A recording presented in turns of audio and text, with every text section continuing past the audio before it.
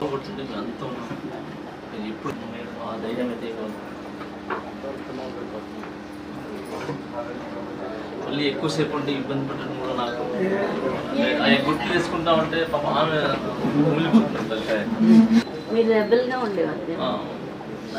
ఆమె కొంచెం యాటిట్యూడ్ న్యూరోల్ మేమంతే అంత.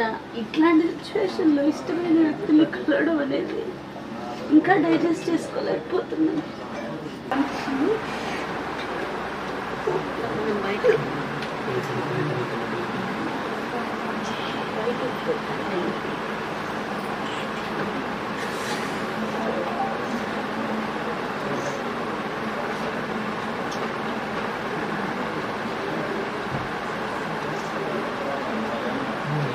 Thank you.